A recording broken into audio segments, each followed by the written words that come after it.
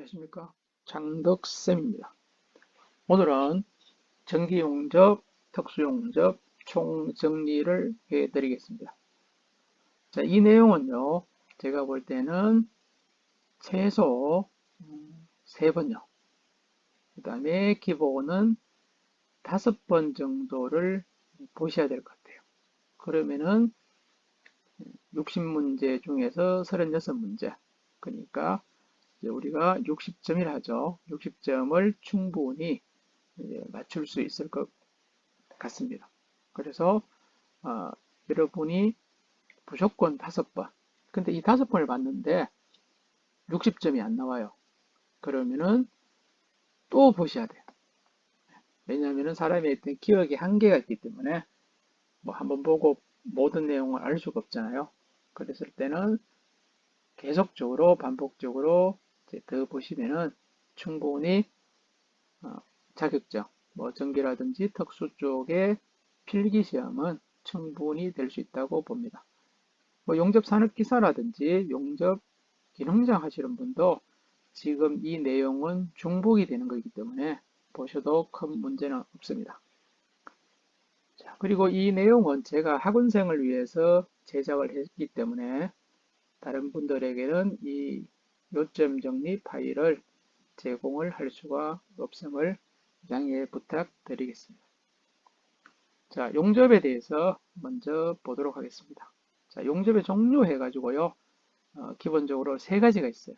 자, 이렇게 3가지가 나오는 것은 항상 아닌 걸로 이제 시험에 잘 나오죠.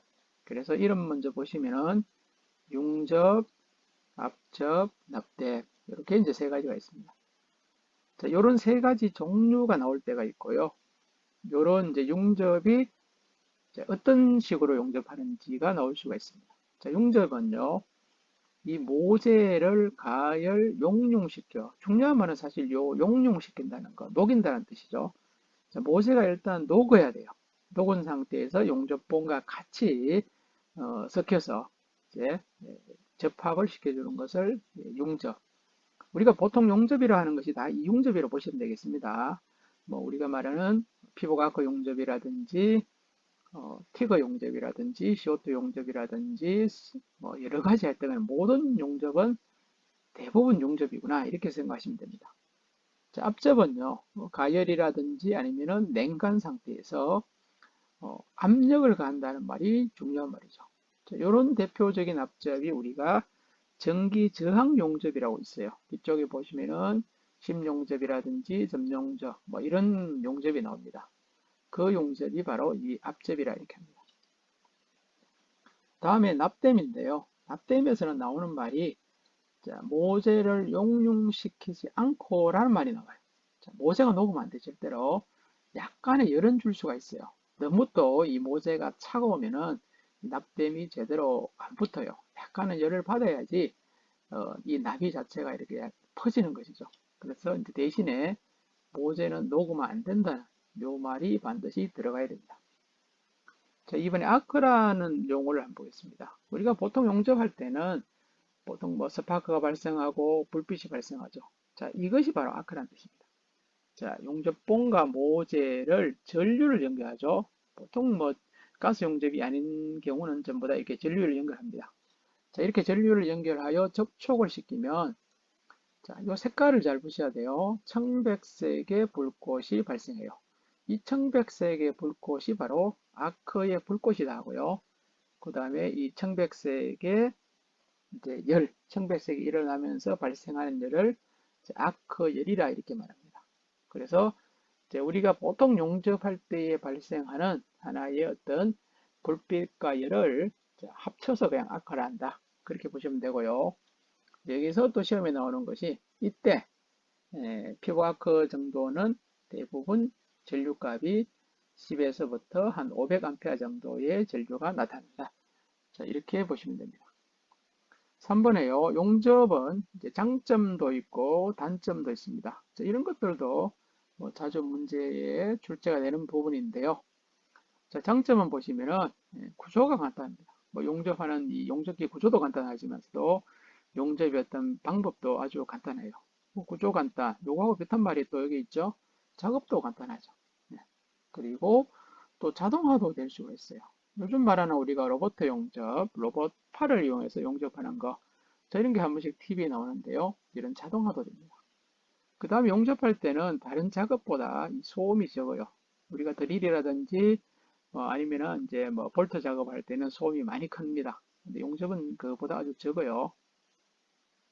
그 다음 용접이 끝났을 때 이 무게, 전체적인 무게가 이제 가볍게 되고, 이 공정, 공정이라는 것은 이 작업했을 때 꼭 필요한 어떤 순서가 있어요. 뭐 용접 같은 경우는 재료를 어떤 이제 맞게 재단을 한달까요? 어떤 모양을 만들고 용접하면 끝입니다. 근데 나머지 다른 예를 들어 볼트 작업 같으면은 이제 재료에다가 구멍도 뚫어야 되고, 그다음에 볼트도 이제 체결해야 되고, 또 이제 볼트를 쪼아야 되겠죠. 뭐 이런 이제 여러 가지 이제 어떤 공정이 많이 필요합니다. 그런 거에 비해서는 용접은 더 간단하다 이런 뜻이죠. 그 다음에가 또 용접했을 때에 이 이염 효율이 좋아요. 다른 이제 쇠 부분을 연결했을 때, 뭐 볼트 작업도 있고 리벳 작업도 있고 뭐 여러 가지 있을 때 용접보다 더 좋은 방법은 없다는 뜻이죠. 그래서 이염 효율이 높습니다. 자, 단점을 보시면요. 용접을 하게 되면 반드시 이 열이 발생하죠. 그럼 열이 발생하고 나서 또 반대로 열이 식으면서 또 급냉이 되죠. 빨리 식어버리니까. 그러면 급냉하고 급열로 인해서 수축하고 어떤 변형이 생길 수 있다. 이런 뜻이죠. 그래서 이제 이 급열로 인해서 이제 이렇게 이제 늘어난다든지 급냉으로 해서 이제 줄어드는 거. 그리고 이제 이렇게 급열 급냉이 되면서 모양이 이제 변하죠. 이제 이런 것이 생깁니다. 그 다음에는 또 응력이 발생합니다. 용접 부위가 응력, 뭐 영어로 하면 우리가 스트레스라 이렇게 하는데요. 자, 이 응력이 발생하면은 이 용접 부위가 다른 부위보다는 조금 더 약해져요. 뭐 이것을 방지하기 위해서 우리가 응력 제거도 하는데 일단은 하여튼간에 응력이 발생한다 이런 뜻이죠. 그 다음에 용접 부위가 균열이 또 발생할 수 있고요. 그 다음에 품질 검사가 곤란하다. 이 겉부분은 우리가 눈으로 할 수가 있어요. 그런데 이 내부 용접한 이 안쪽 부분은 눈으로 보이지가 않습니다. 꼭 하시려고 하면은 우리가 방사선 시험 엑스레이를 찍어야 되는데요. 그렇기 때문에 비용도 많이 들고 그 다음에 또 시간도 많이 걸려요. 그렇기 때문에 다른 것보다는 좀 곤란하고요. 또 한 가지가 용접사의 기술과 관련됨이라 이렇게 되는데 용접하시는 분의 어떤 실력이죠. 실력에 따라서 이게 어떤 확실하게 안 떨어지고 잘 될 경우가 있고요. 뭐 이분의 실력이 좀 떨어지면은 기술이 떨어지게 되면은 용접했는 부위가 금방 또 부러질 수가 있다는 뜻이죠. 자, 그래서 이 기술하고 또 관련이 큰 것이 바로 단점이다. 이런 부분이 되겠습니다. 자, 4번에 피복 아크 용접이라 뭐냐 이런 뜻인데요. 이 피복 아크 용접을 우리가 뭐 현장에서는 전기 용접 아니면 요걸 피복 잘 빼고 뭐 현장에서 아크 용접 이렇게 이야기를 할 때가 있어요. 근데 가장 정식적인 말은 자, 피복 아크 용접이라 이렇게 불러야 돼요. 그 뜻이 뭐냐면은 이 피복 아크 용접봉으로 용접을 했을 때를 피복 아크 용접이라 합니다. 그러니까 이 용접봉이 보면요. 그 피복제가 되어 있는 것이 있고요. 피복제가 없는 것이 있어요. 그러니까 우리가 보통서는 이제 우리가 전기 용접, 피복 아크 용접 쪽에는 다 피복제가 되어 있죠. 그런데 티그 용접이라든지 뭐 가스 용접이라든지 CO2 용접의 솔리드 같은 경우는 이 피복제가 없어요. 이런 경우는 이제 피복제가 없는 용접봉을 한다 이런 뜻이겠죠. 그런데 이제 우리가 쓰는 이 전기 용접봉, 아크 용접에는 반드시 피복제가 있는 것입니다. 자, 다음 부분요. 5번에 용접회로 이렇게 됐는데 요것도 순서대로 된 거 이런 식으로 한 번씩 시험에도 출제가 됩니다. 자, 용접기부터 이제 출발하면은 용접기와 전극 케이블 요걸 이제 2차 케이블 이렇게 할 때도 있어요. 2차 케이블. 그다음에 홀더. 이제 홀더는 우리가 뭐 현장에서는 찢게 하죠. 용접봉을 이렇게 고정하는 요것을 이제 홀더랍니다. 그리고 이제 홀더에 용접봉을 고정을 하겠죠. 그리고 나서 이 용접봉하고 이 모재는 우리가 용접해야 될 뭐 철판이라든지 파이프라든지 모든 것을 우리가 모재를 합니다. 자, 이것하고 이제 접촉을 시키면은 앞에 이야기했듯이 요 모재와 용접봉 사이에 아크가 발생한단 말이죠.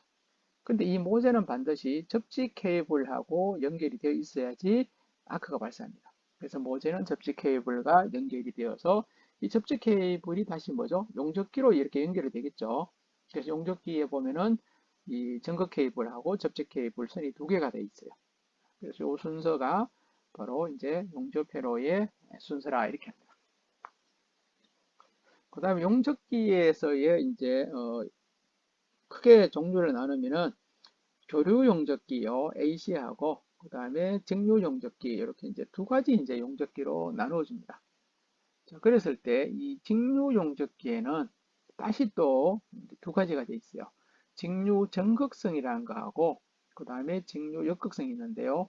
이 직류 전극성은 우리가 기호로 DCSP, 이 DC란 말이 이제 직류란 뜻이겠죠. SP가 이제 그러면 전극성이라는 뜻이 되겠습니다. 그 다음에 직류 역극성은 DCRP라고 합니다. DCRP가 바로 직류 역극성이고요. 그러면은 이 직류 전극성과 역극성은 사실 현장에서는 그렇게 사용을 잘 안 하죠. 그런데 시험에서는 이제 아주 잘 나오는 이제 그런 부분이기 때문에 이제 좀 하셔야 돼요. 자, 전극성은 양극이요 모재와 연결되어 있어요. 자, 여기서 이제 양극이 모재화 됐다는 뜻이 뭐냐면은 직류는 플러스 극, 양극과 마이너스 극, 음극이 있습니다. 그 중에서 양극이 이제 열이 70%의 열이 이제 발생을 하고요. 그 다음에 음극에서는 30%의 열이 발생을 해요. 그러면 70%의 열이 모재로 간다 이런 뜻입니다. 그래서 모재가 이제 열이 70%를 받기 때문에 용입, 모재의 용입이 깊어져요. 깊고 그 다음에 이 용접되는 이 폭은 좁게 됩니다. 깊고 좁고 그 다음에 모재가 70%의 열이고 이 용접봉이 이제 30%의 열이기 때문에 이 속도는 늦어요. 그러니까 용접되는 속도죠. 용접봉이 천천히 녹으니까요. 늦고 그리고 이 용입이 깊기 때문에 이거는 후판용에 씁니다. 후판. 후판이라는 것은 두꺼운 철판이라 이런 뜻이죠. 그러니까 여러분이 이제 외우실 때는 자, 정극은 양모, 양극이 모재이다. 그래서 양극이 모재니까 모재가 70% 열이 가니까 모재가 빨리 녹는구나. 자, 그렇기 때문에 용입이 깊고 좁고 늦다. 요 지금 세 가지 말 있죠. 깊, 좁, 늦. 깊고 좁고 늦기 때문에 늦고 그리고 후판, 두꺼운 철판의 용접에 유리하다. 이렇게 보시면 되겠습니다. 요거는 아주 중요합니다. 정극은 양모이고 깊고 좁고 늦다 후판 이렇게 네 가지를 같이 외워두셔야 돼요. 요 중에 한 네 가지 중에서 한 마디라도 나오면 이거는 정극성이다 이렇게 얘기하시고 자 역극성은 이제 반대죠. 역극성은 음모죠. 음모 음극이 이제 모재 음모 이렇게 저는 적어요. 음극이 모재니까 모재가 어, 이제 마이너스 극이 되죠. 그죠? 모재가 마이너스 극이니까 모재가 열이 적어요. 70, 30% 열이 가니까. 그래서 모재의 용입이 이제 얕고요. 얕고 이제 잘 안 녹는다 뜻이겠죠. 그 다음에 넓어요. 폭은 넓게 되고 대신에 여기서는 이제 양극이 이제 용접봉이 됩니다. 역극성은 양극이 용접봉이 돼요. 그러니까 용접봉이 대신에 빨리 녹으니까 용접의 속도는 빠릅니다. 그리고 여기서 얕다 했죠. 용입이 얕으니까 박판력, 얇은 철판에 이제 유리하다 이렇게 보시면 돼요. 그래서 전극성하고 역극성은 서로 뭐죠? 지금 반대죠. 깊고 좁고 늦은데 여기서는 얇고 넓고 빠르죠. 두꺼운 판인데 여기는 얇은 판이죠.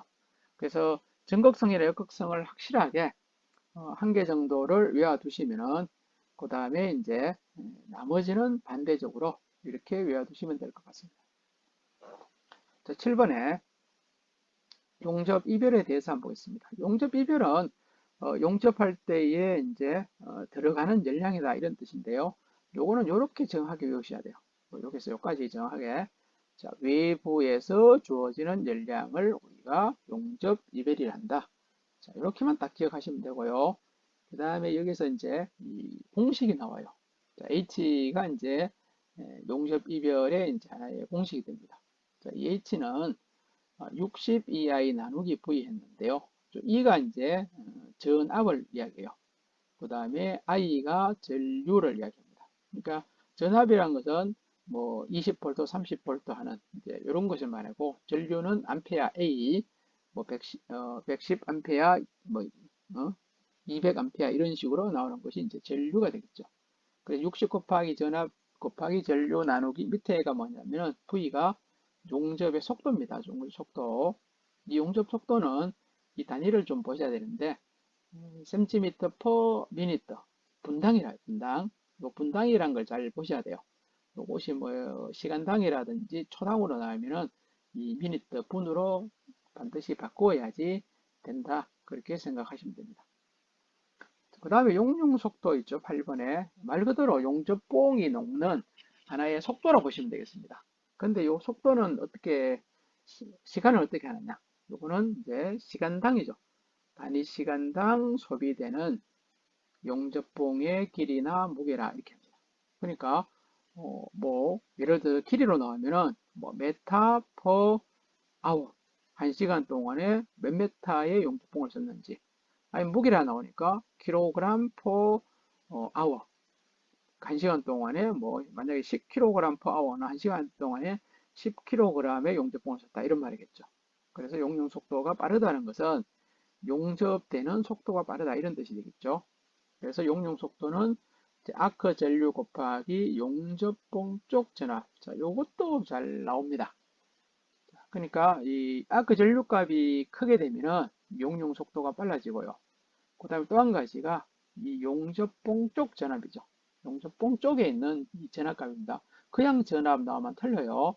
반드시 용접봉 쪽이란 말이 들어가야 돼요. 그래서 아마 시험 문제에서 이 용융 속도에서는 아크 전류의 갈로 그리고 요 갈로에 들어갈 뭐 말이 뭐냐 뭐 전압 아니면 모재 쪽 전압 뭐 이렇게 나올 수가 있죠. 그러면은 그거를 찾지 마시고 용접봉 쪽 전압을 꼭 찾으셔야 된다. 그렇게 보시면 되겠습니다. 그 다음에 9번에요. 아크의 어떤 특성이 보면은 한 세 가지, 네 가지의 특성이 있어요. 그 중에서 이제 잘 나오는 제가 특성을 이렇게 보도록 하겠습니다. 자, 아크에 있어서의 부장 특성이란 말이 나와요. 부장 특성. 자, 요 이제 부장 특성을 이제 이 저항값을 빼뿌리고 뭐 부특성 이렇게도 나올 때가 있어요. 그래서 이제 뭐 부특성 아니면 부장 특성 나오면은 전류값이 크게 되면은 전류가 크게 되면은 저항하고 전압이 낮아지는 이제 현상을 가지고 부저항 특성이다 이렇게 이야기합니다. 그러니까 전류가 클 때 저항 전압이 낮아져요. 저항하고 전압이 낮아지는 이런 현상은 이제 어떤 특성이냐 뭐 이렇게 나올 때가 있어요. 그러면은 이것을 부저항 특성이다 이렇게 보시면 되겠습니다. 자, 10번에요. 용접봉의 그 이행 형식이라고 나와 있죠. 자, 용접봉의 이행 형식이라는 것은 쉽게 생각하시면 용접봉의 녹는 모양이죠. 용접봉이 어떤 식으로 녹는지 이것을 이행 형식이라 합니다. 자, 이것도 세 가지가 있죠. 이런 경우도 잘 나오는 것이 이행 형식의 종류가 아닌 거 이렇게 잘 나온다 했죠. 자, 단락형, 그 다음에 스프레이형, 그 다음에 글로물러형 이렇게 이제 세 가지가 있습니다. 자, 단락형은요, 우리가 물방울 형태로 한 가지가 이렇게 똑 떨어지면서 녹는 뭐 이런 형태를 우리가 이제 단락이라 합니다. 그러니까 큰 물방울 형태로 한 방울이 똑 떨어지면서 녹는 이런 형태를 단락형 하고요. 이 스프레이는 말 그대로 아주 미세하게 퍼지는 거죠. 용접봉의 이제 심선, 심봉 부분이 아주 미세하게 이렇게 퍼지면서 녹는 것을 스프레이형이라 합니다. 글로물러형이라고 하는 것은 뭐냐면은 이 스프레이보다는 입자의 크기가 더 커요. 그리고 이 단락형처럼 한 방울이 아닙니다. 그러니까 스프레이보다는 입자가 더 굵은 것이 뿜어지면서 용접되는 것이 글로물러 이렇게 보시면 돼요. 그리고 이제 뭐 단락형 쪽에 이제 그 용접봉 종류는 비피복 용접봉, 비피복은 피복제가 없는 용접봉이다 이런 말이죠. 그 다음에 스프레이형은 고산화 티탄계, 요거는 나중에 다시 용접봉의 이제 종류에서 나올 겁니다. 글로물러형 저수소계라든지 스머지도 이제 용접이 이제 이런 또 글로물러형의 종류다 이렇게 보시면 되겠습니다. 자, 그 다음에가 이제 아크 쏠림 현상이라고 나오는데요. 자, 아크 쏠림은 우리가 정상적인 용접을 하게 되면은 이 중간 부위가 이렇게 볼록하게 되는 요것이 이제 정상인데요. 말 그대로 여기 쏠림이라 했죠. 그죠? 용접봉이 이제 중간이 볼록한 게 아니고 이제 뭐 왼쪽이나 오른쪽 부분이 이렇게 이제 볼록한 형태. 이런 것을 우리가 이제 아크 쏠림이라고 해요. 그래서 이것을 이제 자장에 대해서 비대칭. 아마 아까 솔림에서는 가장 잘 나오는 말이 요 말일 거예요. 자장에 대해서 비대칭이다.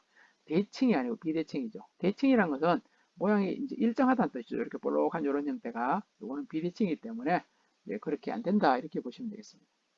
자, 이 아크 솔림은요. 직류용접기에서 발생합니다. 요것도 이제 잘 나오는데요. 교류용접기에서 아크 솔림이 난다. 이렇게 잘 나와요. 교류에서는 아크 솔림이 없습니다. 직류에서만 발생해요.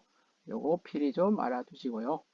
자, 이렇게 되면은 아크가 불안정해요. 아크 불안정해서 이제 기공, 뭐 공기 구멍이죠. 기공이라든지 슬래그 섞임이 발생합니다. 그럼 여기서 있는 기공 슬래그 섞임이 발생한다는 것은 말 그대로 불량이란 말이죠. 용접 불량이 발생해요. 그러면 용접을 새로 해야 된단 말이죠. 그러니까 아크 솔림이 일어난다는 것은 용접이 불량하기 때문에 말 그대로 새로 용접을 해야 될 정도의 수준이다. 네, 이렇게 보시면 되겠습니다. 자, 그래서 이런 이제 방지법 이렇게 나오죠. 자, 방지법은요. 자, 직류에서 발생한다 했으니까 교류 용접기를 쓰면 돼요. 네, 교류 용접기를 사용하면은 이것이 없어집니다. 그 다음에 접지, 우리가 이제 앞에서도 모재를 접지한다 했어요. 이 접지점을 가까이 하는 것보다는 이 접지점이 멀어야 돼요.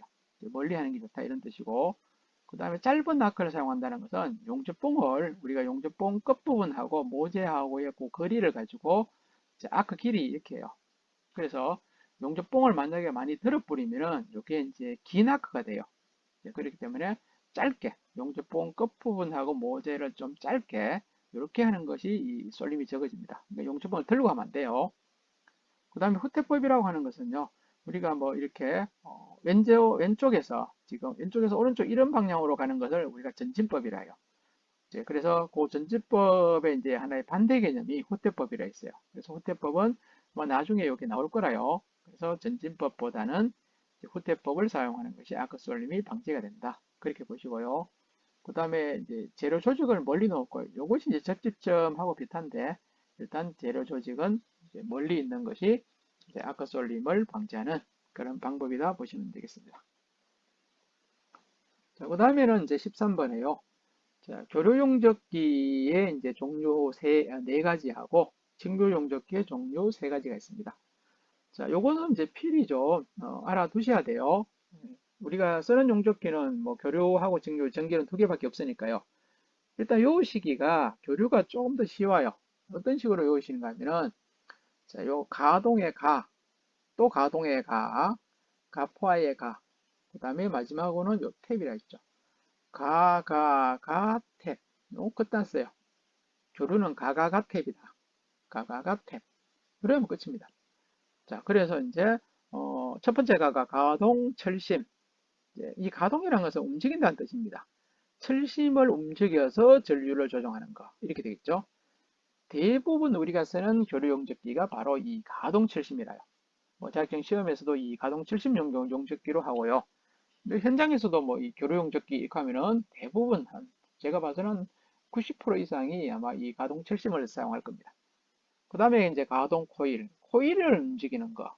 자, 이거는 거짓없어요. 뭐 이제 희귀품이죠. 예전에 초기에 용접기가 이렇게 나왔는데 지금 없다 보시면 되고, 가포와 리액터형. 자, 이거는 시험에 아주 잘 나옵니다. 그렇게 별로 쓰질 않아요. 근데 시험에 왜 나오는가 하면은 지금 자, 원격 지금 뭐 원격 조정 이런 말이 나왔죠.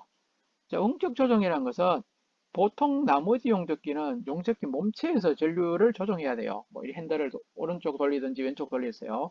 근데 이 가포와 리액터형 같으면은 이 먼 거리 있죠, 말 그대로. 용접하는 데하고 내가 용접기하고는 거리가 떨어질 수가 있잖아요. 그런데 용접하다가 막 용접기 한까지 한 10m 걸어가야 돼요. 아니면 누구한테 야, 올리라 이렇게 해야 되는데 이 가포화는 원격 조정이 돼요. 뭐 리모컨 같은 경우라든지 아니면은 선을 쭉 빼가지고요. 이렇게 이제 용접기 홀더하고 옆에 두고 이렇게 바로바로 조정이 되는 거. 그래서 원격 조정이 된다. 자, 여기 아주 중요합니다. 그 다음에 탭 전환형 같으면은 이 소형이 있어요. 소형. 요 교류 용접기 중에서 가장 소형 용접기가 탭 전환형이고, 그 다음에 이 또 탭 전환에서 잘 나오는 것이 뭔가 하면은 이 네 개 지금 교류 용접기 중에서 가장 이제 감전 위험이 크다는 거. 뭐 이런 거는 여러분이 좀 제가 말하는 거 좀 적어 두세요. 자, 가장 감전의 위험이 큰 교류 용접기 하면은 탭 전환입니다. 가장 소형이지만서도 이런 부분 자, 알아두시면 되겠고요. 그 다음에 이 직류 용접기의 종류는 이제 세 가지밖에 없어요. 3종인데요. 자, 요거는 이제 이름이 조금씩 다르죠. 그래서 떻게 외우시는가 하면은 요것도 이제 글자를 이제 두 자 정도를 기억하셔야 돼요. 자, 엔진, 발전, 정류 이렇게 외우시면 또 쉬워요. 자, 엔진, 발전, 정류. 자, 엔진을 발전시켜서 정류한다. 이렇게 외우시면 쉽죠. 자, 그래서 엔진 구동, 전동 발전기형, 정류기형 이렇게 이제 세 가지 외우시면 돼요. 뭐 요거 여기가 좀 그러시면은 가가가택 자, 이렇게 하시면 되시겠죠. 네, 그래서 여기서 엔진 구동하고 전동 발전기는 형식이 좀 비슷해요. 완전한 직류를 씁니다. 완전한 직류를 쓰고 이 정류기형 같으면은 완전한 직류가 아니고 교류를 약간의 직류로 변형을 시켜서 쓰는 겁니다. 그래서 요거 두 가지 엔진하고 발전은 약간 거의 유사한 종류, 같은 종류라고 보시면 되고 정류기형은 좀 다른 종류라고 보시면 됩니다. 직류 중에서도 조금 차이가 있어요. 그리고 이 정류기형 같은 경우는 이 가격이 쌉니다. 가격이 싸고 고장도 적고 그 다음에 소음이 적고 취급 간편. 지금 요거 있죠. 요 네 개를 반대로 하면은 요 엔진하고 발전기형이라요. 뭐 예를 들어 가격 비싸고 고장이 많고 소음이 크고 취급이 복잡하다 이렇게 하면은 앞에 있는 요 두 가지가 된다 보시면 돼요. 이런 식으로 요 정유기형하고 그 다음에 요 엔진하고 발전형을 구별하시면 될 것 같습니다. 그 다음에요, 직류 이제 하고 교류 용접기의 이제 비교라 이렇게 됐는데요. 제가 직류 같은 경우는 DC라 했고, 교류 같으면은 이제 그러면은 이제 AC가 되겠죠. 그래서 AC 용접기 이렇게 했는데, 자, 요 차이점을 이제 요 몇 가지로 이제 구분했는데, 자, DC 교류 용접기, 직류 용접기 같으면은 아크 안정이죠. 자, 아크가 안정이 이제 크고요. 그 다음에 비피복 용접봉을 또 사용할 수가 있어요.